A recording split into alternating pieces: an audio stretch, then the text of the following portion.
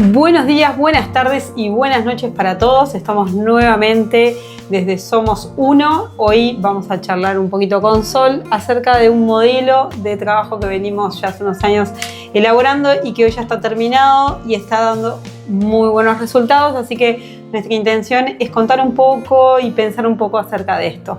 Así que bienvenidos nuevamente a Somos Uno y agradecerles que estén desde el otro lado de este podcast.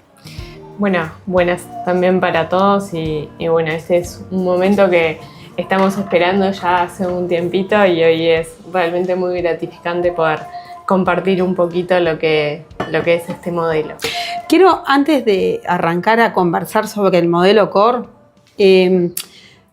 pasar un agradecimiento en realidad, porque la realidad es que están creciendo mucho nuestros oyentes, está generando como mucha aceptación este podcast que venimos haciendo con Sol. Estamos muy agradecidas y hoy a la mañana nos llegó un mensaje a las 7:15. Yo de verdad les agradezco el entusiasmo, pero 7:15 muy temprano, igual fuera de broma, recibimos un mensaje hermosísimo de una de nuestras oyentes contándonos que el último podcast que subimos, donde hablábamos de la idea del perdón y cómo se trabaja, y bueno, la intención positiva, la responsabilidad, ustedes ya lo escucharon, cómo le había ayudado ahí a verse en su rol de hija con relación a sus padres. Ese es un poco nuestro objetivo, que el contenido de nuestro podcast les sirva para poder verse y para poder salir de un montón de lugares que nos incomodan, que nos limitan, y empezar a evitar aquellos que realmente nos generen plenitud. Así que muchas gracias por esos mensajitos, siempre son bienvenidos, que nos cuenten cómo nuestro podcast o lo que charlamos, nuestras conversaciones, nuestros mates, les están haciendo cambios importantes en su vida. Siempre es entre mates. Entre mates, sí, nunca falte.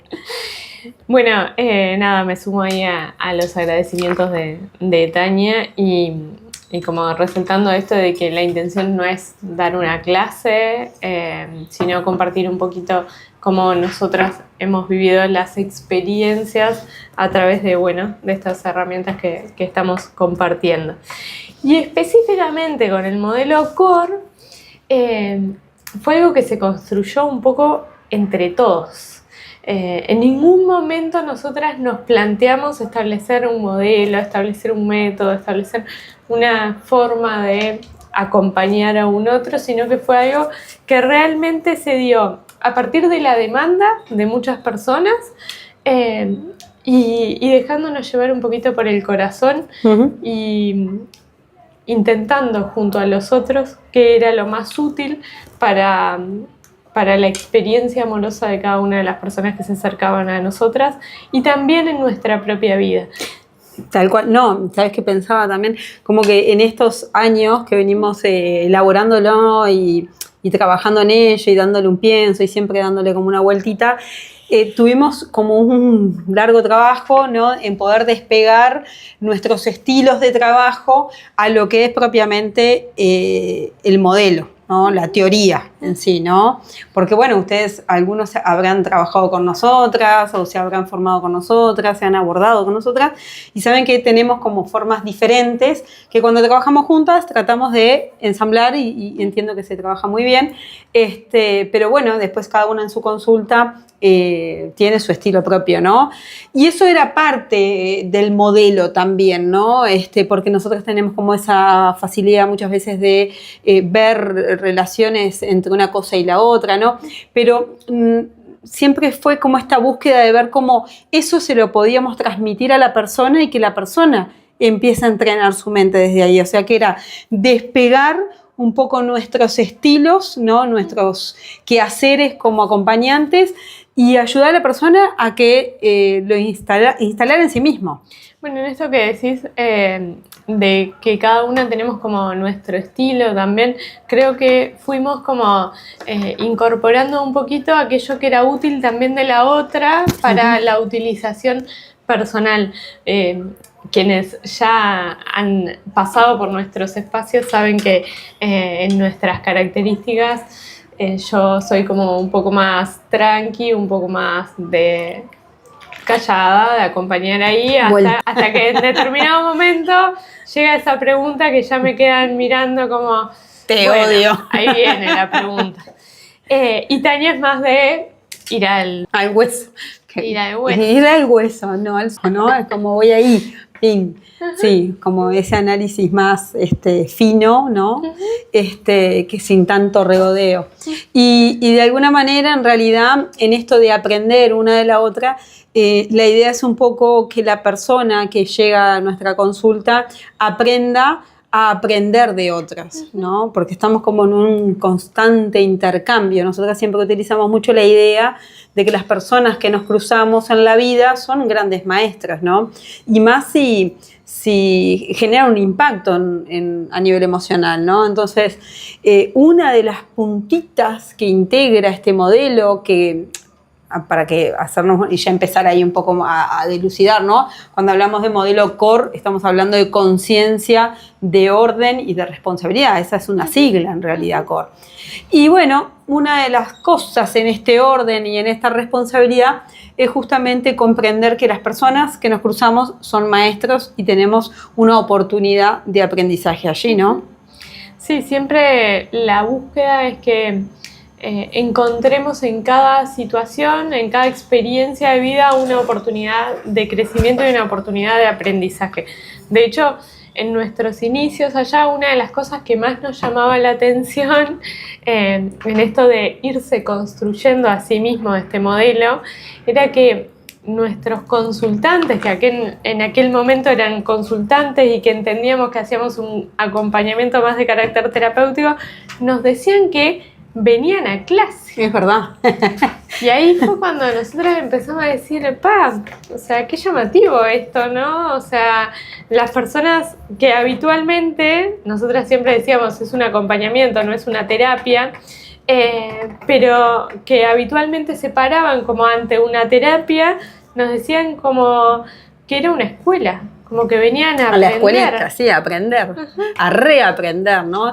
Y nosotros eso empezamos como a tomárnoslo muy en serio, porque no nos queríamos parar desde el rol de terapeuta, digo, y con todo el respeto a los terapeutas, a la infinidad de tipos de terapeutas que hay, sino que entendíamos de que incluso por nuestra propia historia, ¿no? y nuestra propia proceso profesional, ¿no? o laboral en varias áreas, las dos proveníamos un poco de acompañar y de educar, ¿no? Bueno, yo como educadora social y solo, bueno, en la educación. Entonces, teníamos como más marcada una cuestión educativa, ¿no? Yo incluso acompañando a personas como acompañante justamente, a personas que tenían ahí diferentes situaciones, ¿no? O de discapacidad o de dificultades a nivel psíquico. Entonces, había más como una cuestión más educativa. Entonces, cuando nos empezaron a decir esto de la escuela o yo vengo a clase, ¿no?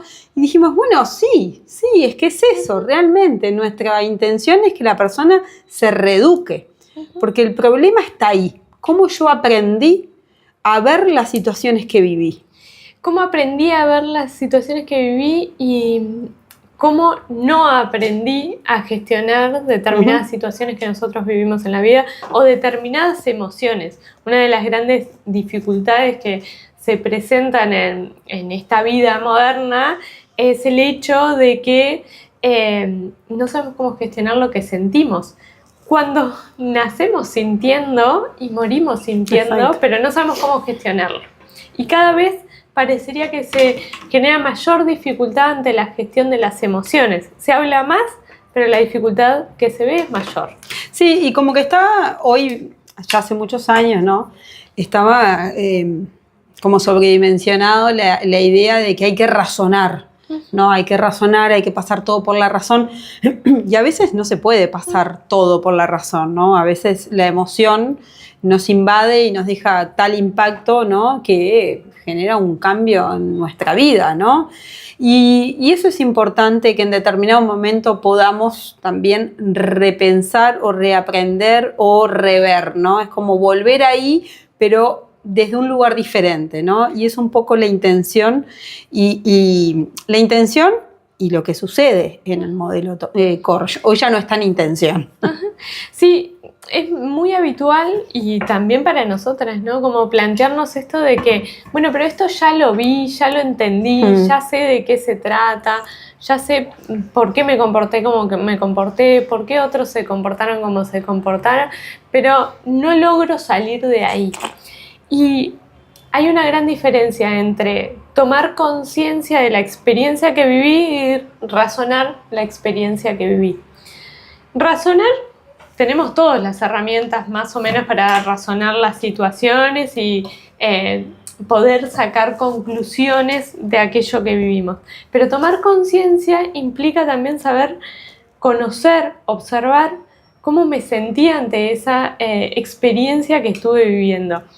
Y a partir de cómo me sentí también, cómo lo experimenté y qué me llevó a tomar las decisiones que tomé en esa situación.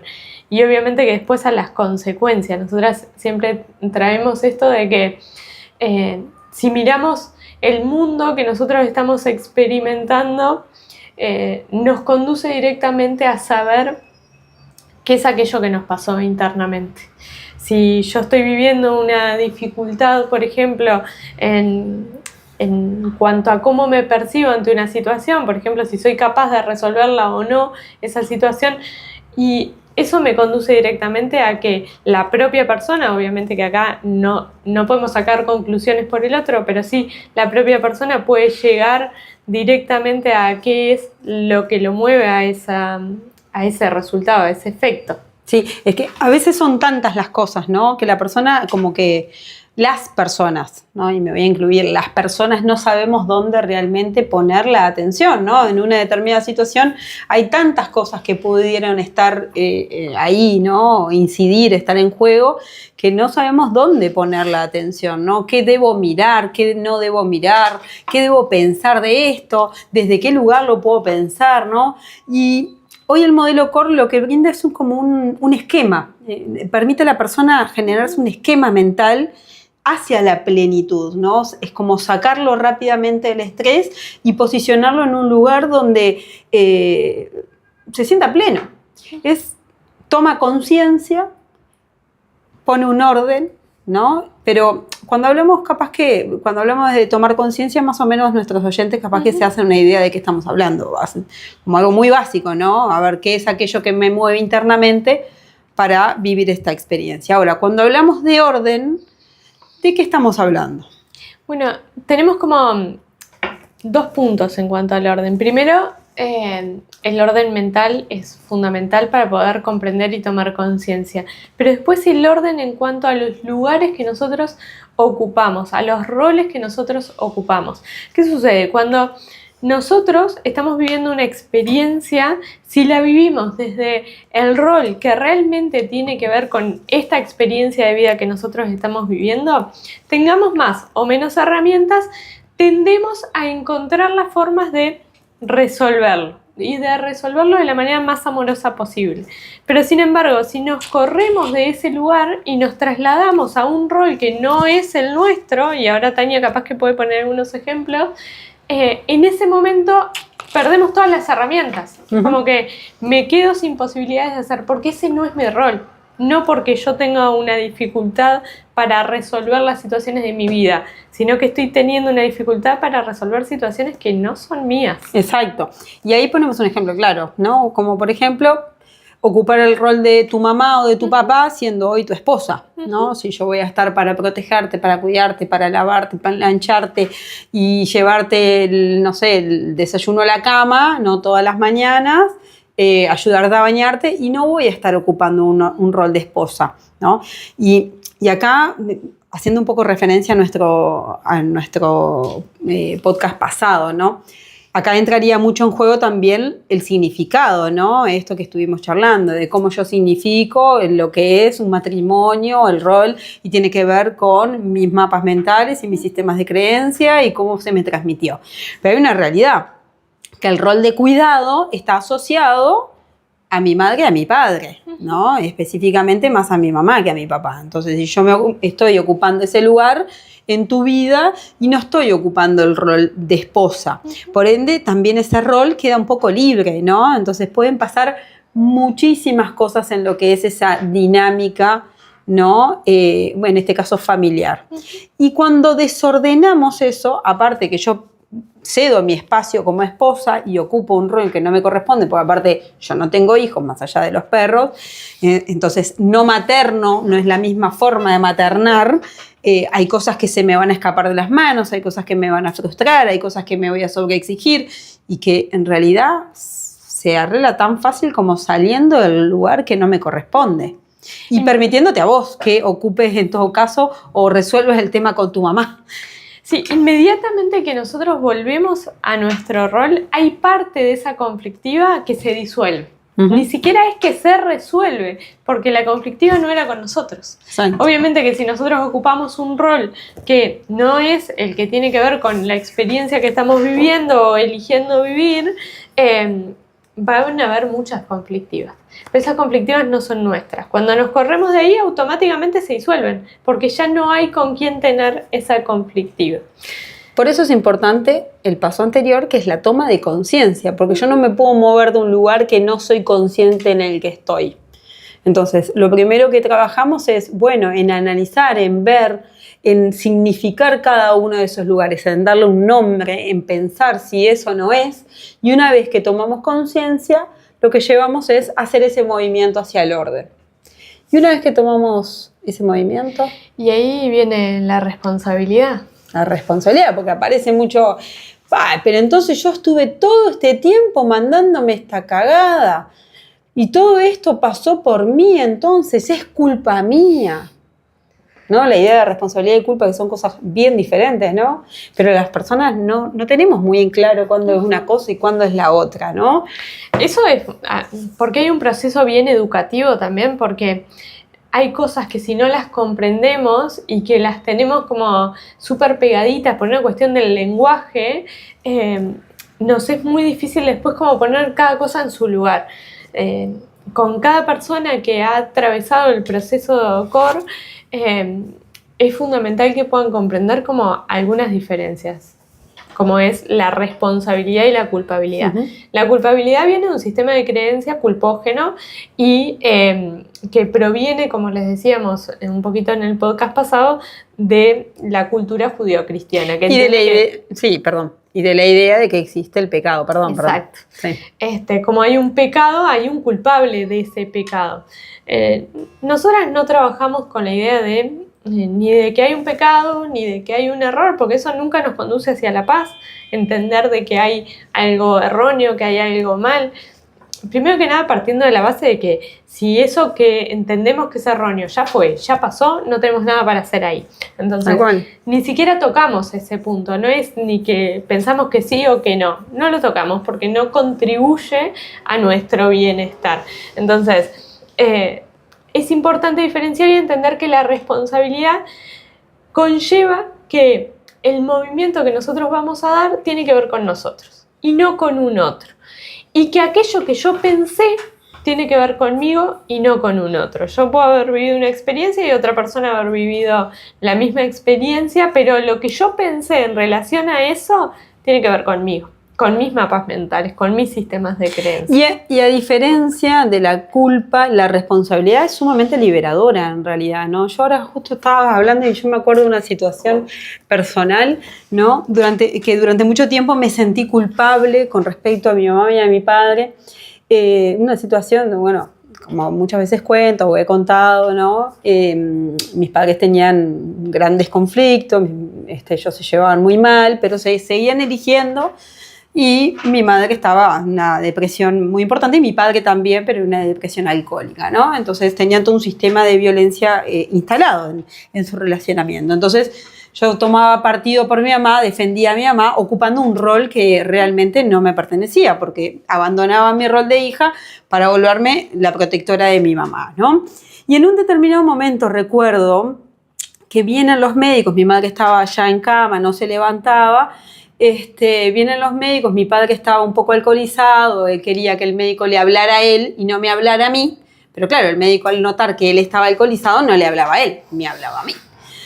Y me acuerdo de mi madre que miró al médico y le dijo, ¿se da cuenta? Es por ellos que yo estoy así. Y eso me generó muchísima culpa durante muchos años. Después, cuando empiezo a trabajar a través de la mirada, ¿no? Bueno, después de 10 años de terapia también, ¿no?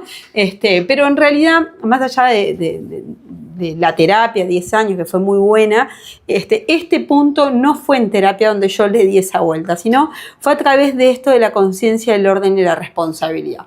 Comprender que en realidad mi responsabilidad es que yo estaba ocupando un lugar que no me pertenecía, pero era la decisión de mi madre de estar en un lugar que no le hacía bien. Entonces, cuando es como ahí separar las aguas, ¿no? Sí, me permite entender que yo estaba buscando proteger, ¿no? Desde el amor y desde el miedo también en algunas situaciones, pero que en realidad esa dinámica entre mi padre y mi mamá pertenecía a sus propias decisiones y no a las mías. Entonces yo ahí no tenía nada que ver, ¿no? Entonces, el momento que pude comprender eso, que no se trataba de que era mi culpa, eso que había visto mi madre, sino que era su propia decisión, fue sumamente liberador. Sí, y ahí también la posibilidad de comprender a tu papá, ¿no? Porque tu papá estaba pidiendo el lugar que era de él. Sí, totalmente, sí, concretamente. El lugar de esposo que era el que tenía que acompañar a mi mamá en una situación así, ¿no? Entonces, hasta que yo no pude ver ese desorden y volver ya mis padres muertos, ¿no? Porque esto no fue hace tanto tiempo que lo pude ver.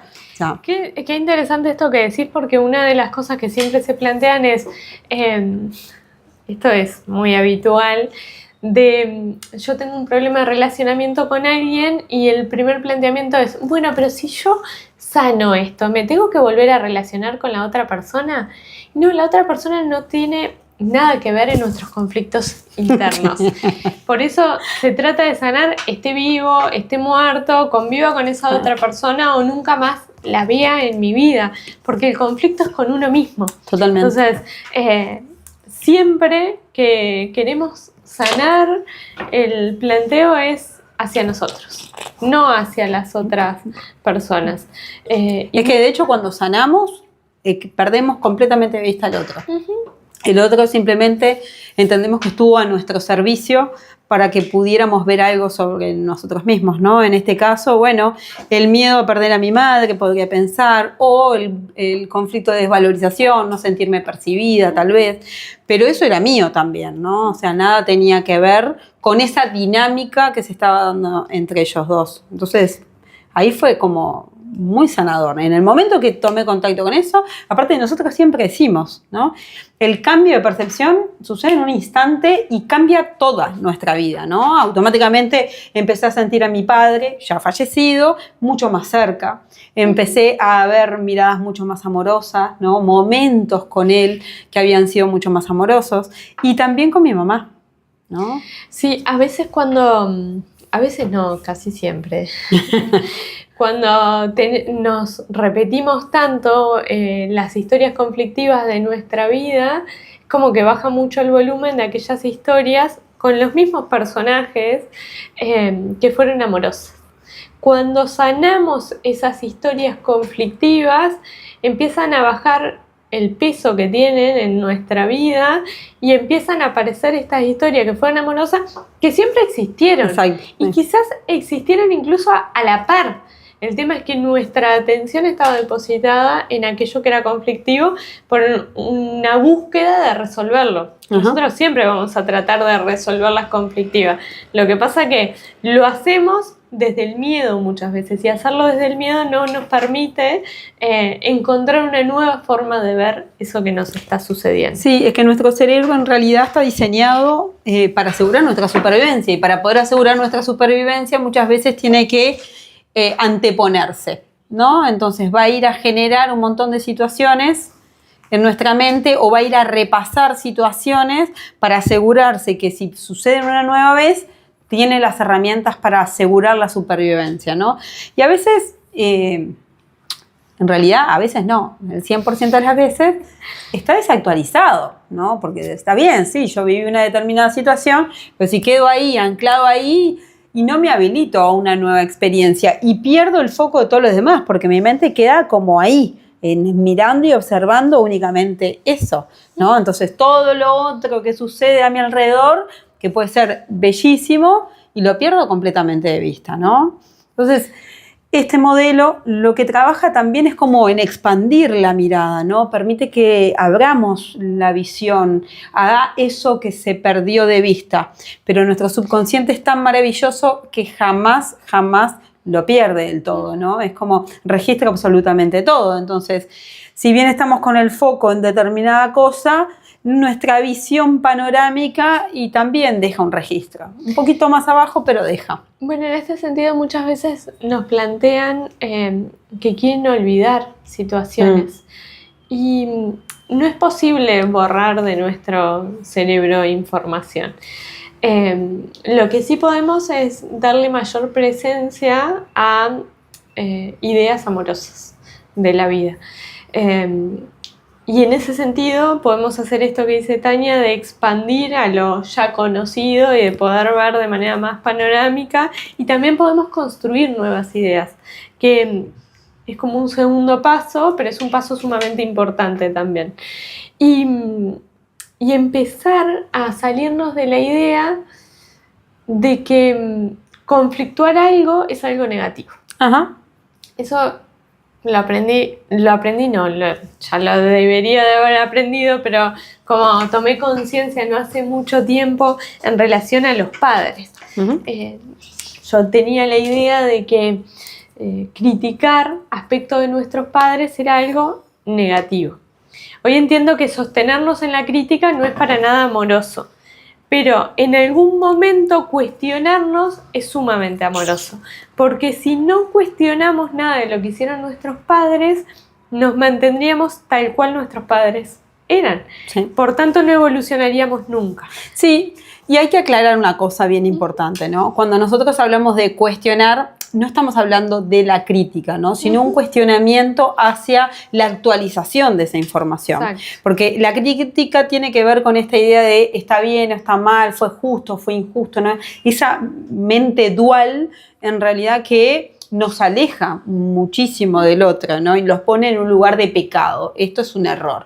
Claro. Cuando hablamos en realidad de cuestionarnos, es esto que vivieron nuestros padres, esto que hicieron nuestros padres, ¿tiene sentido hoy en mi vida y en este momento de sociohistórico que estoy viviendo? Sí, y otra pregunta posible también ¿es hoy en mi vida la única opción? Exacto, eso porque es maravillosa pregunta. Capaz que en la experiencia de mis antepasados y era la única opción posible para ellos, con las herramientas que tenían. Pero hoy para nosotros quizás no. Sí. Quizás hay otra infinidad de opciones disponibles. Tiene que estar la pregunta para que aparezcan las opciones. Si no, es como vamos hacia ahí, hacia la única que conocemos. Está bueno preguntarnos qué hubiese hecho papá y mamá, pero también para entender o contextualizar a papá y mamá, ¿no? ¿Qué hubiese hecho papá y mamá en esta situación en su tiempo de vida, ¿no? En su momento sociohistórico donde, bueno, ellos eran jóvenes y tenían determinadas características. Ahora, eso que hizo papá y mamá hoy es la única salida, como dijiste vos, o ¿tiene sentido en mi vida? Y a la inversa también, ¿no? Uh-huh. Solemos ver a nuestros padres, a nuestros antepasados, cualquiera, desde el hoy. Y siempre nos va a generar un conflicto verlo desde el hoy. Porque hoy es un contexto totalmente distinto al de ayer. Sí. Entonces, muchas veces con las cuestiones de violencia y de abusos pasa como esta violencia y abuso. El abuso también es una forma de ejercer la violencia. Pasa esto de que tendemos a mirar desde hoy, a decir, bueno, esto está mal, no lo debió de haber hecho, esto es injusto, es incorrecto. Y sí, hoy lo entendemos de esa manera. Pero en aquel momento... Hace 50 años atrás. La mirada era otra. Y no podemos juzgar hace 50 años desde la mirada que tenemos hoy. Desde la mirada que tenemos hoy podemos juzgar hoy. El presente. Sí, siempre hablamos mucho de eso en consulta, ¿no? Y siempre cómo ayudar a las personas a hacer ese ejercicio y también hacerlo nosotras, ¿no? No podemos juzgar en realidad, yo no soy partidaria de juzgar, pero bueno, no podemos observar el pasado con los ojos del presente, ¿no? Eso es caer ahí en realidad en una trampa que en realidad es la única trampa hacia nosotros, porque juzgar o realizar una mirada, ¿no? Hacia el pasado desde el hoy, lo único que me va a generar es conflicto. Hacia cualquier otro contexto en realidad también. Ahora, como recordando un poquito, ayer en clase un estudiante nos comentaba una experiencia personal que ella vivió en otro país, su niñez, adolescencia, hasta su adultez. Uh-huh. Y durante ese tiempo hubo una no comprensión de las formas de ser mamá de su mamá. Que no era del país donde ella nació, sino que era uruguaya. Era uruguaya, ahí está. Vamos a traerlo, el país del hoy. Sí. Era uruguaya y ella cuando vuelve a Uruguay logra comprender a su mamá. Y logra entender que no se trataba de que su mamá no era correcta en sus formas de ser, sino que estaba en un contexto diferente. Hoy observándola desde el país en que ambas están, entiende que es una mamá amorosa, uh-huh. Pero observándola desde la cultura del país donde nació, no era una mamá. Sí, amorosa. Y contextualizar acá, a mí me gustaría como poner ahí varios puntos. No es lo mismo contextualizar que justificar, ¿no? Justificar es, bueno, pasar por alto un montón de cosas. El contextualizar es ver esas cosas. Uh-huh.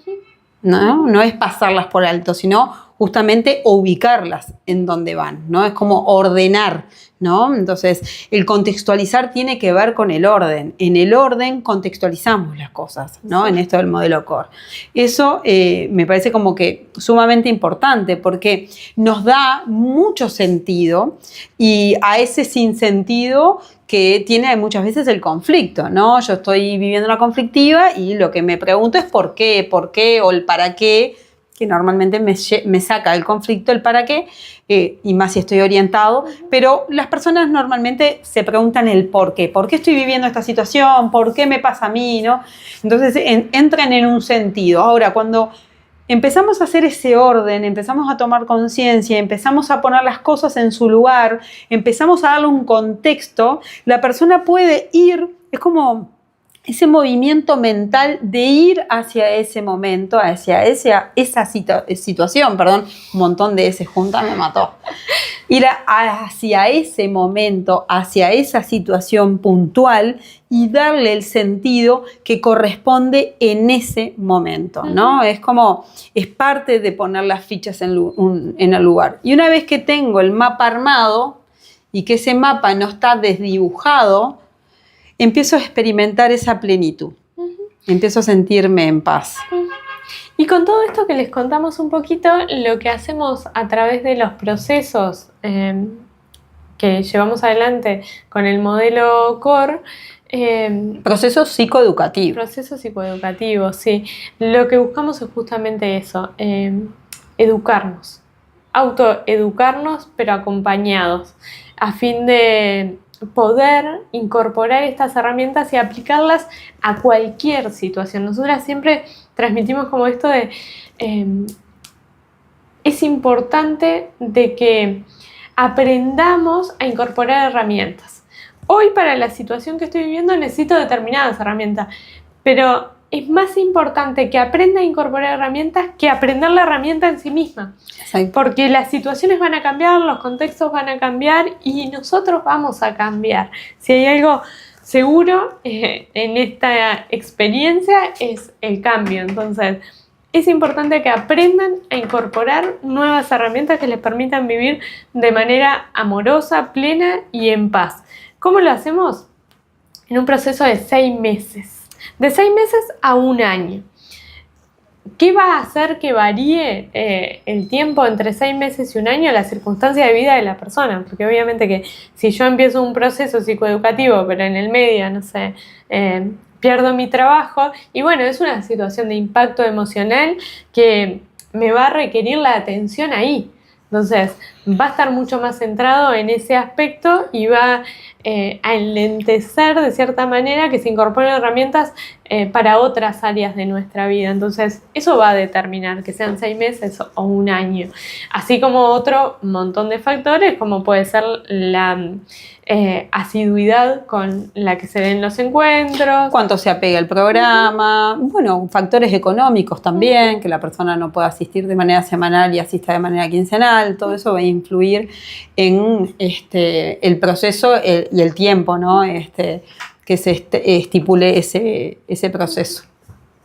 ¿Por qué planteamos un tiempo y por qué es necesario tener un horizonte? Tener una idea de, bueno, voy a trabajar durante tanto tiempo en este aspecto que tiene que ver con mi vida. Y por otro lado, porque tratamos de evitar la dependencia. ¿Sí? Fundamental. Sí. Es muy importante de que la persona entienda de que puede adquirir herramientas para poder desarrollarse en la vida de manera plena sin la necesidad de un otro que ya está establecido y que es el que tiene el poder y la herramienta para que yo pueda vivir en paz. No, la herramienta la adquiere la propia persona que está haciendo su propio proceso. Y la va a seguir adquiriendo durante toda su vida. Entonces es un proceso en ese sentido que no se acaba nunca, pero que el acompañamiento sí tiene un fin, por lo menos para esa etapa de la vida y para que pueda ponerse en práctica también el hecho de incorporar nuevas herramientas, porque si no es como que nunca sabemos si vamos a poder incorporar solos. Y que todo en la vida tiene un inicio y un final, ¿no? Yo entro a la escuela y en determinado momento salgo de la escuela y luego entro al liceo y en determinado momento salgo del liceo y después veo si entro a la universidad o no o qué hago. Entonces todo proceso educativo tiene un inicio y un final, ¿no? Yo me anoto en un curso y bueno, tiene un final. Bueno, esto es un proceso educativo con un inicio y un final que lleva a la persona a ser autónoma emocionalmente. ¿No? A que luego el día de mañana, ante cualquier situación de conflicto que se le plantee, tenga las herramientas para poder trascender esa situación, ¿no? O sea, deje de vivirla de manera conflictiva y entienda que es una oportunidad de crecimiento. Y ahí como diferenciarlo con dos cosas. No es un curso. ¿Por qué no es un curso? Porque no hay un programa establecido, no hay algo que la persona tenga que aprender, sino de que quien va a plantear sus propias necesidades es la propia persona. Y tampoco es una terapia, aunque termine siendo terapéutico. Y nosotras siempre decimos, o sea, pintar puede ser terapéutico, ir al gimnasio puede ser terapéutico, hay millones de cosas que pueden ser terapéuticas y eso tiene que ver un poco con la actitud que la persona tenga también ante eso que esté haciendo.